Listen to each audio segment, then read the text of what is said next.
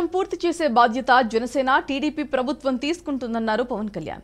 తూర్పుగోదావరి జిల్లా కొయ్యలగూడెంలో నిర్వహించిన వారాహి యాత్రలో పవన్ ప్రసంగించారు. పోలవరం కాల్వల మట్టిని వైఎస్ఆర్సీపీ నాయకులు దోచేస్తున్నారని పవన్ ధ్వజమెత్తారు. కాల్వ గట్లను సైతం వదలట్లేదని ఆగ్రహం వ్యక్తం చేశారు. జిల్లాలో ఇంత జరుగుతున్నా జలవనరుల శాఖ ఏం చేయలేకపోతుందని ఆరోపించారు. పోలవరం ప్రాజెక్టు 2027 నాటికి పూర్తి చేసి నీరందిస్తామని భరోసా ఇచ్చారు.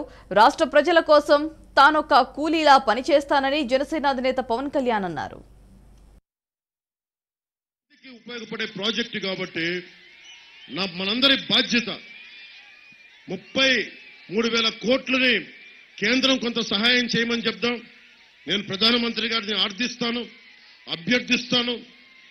నేను స్పెషల్ సెస్ పెట్టాలి.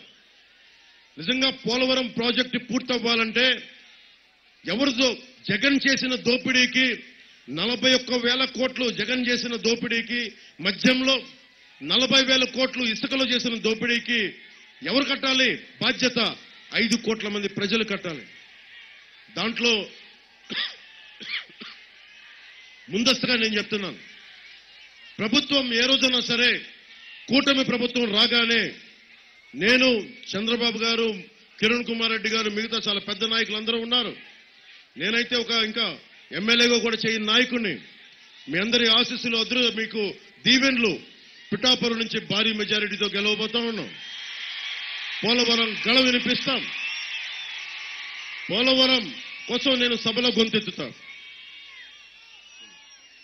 మన చిర్రి బాలరాజు గారు కాదంటారు, కరాడు రాంబాబు గారు జనసేన బాలరాజు గారు అంటా ఉన్నారు.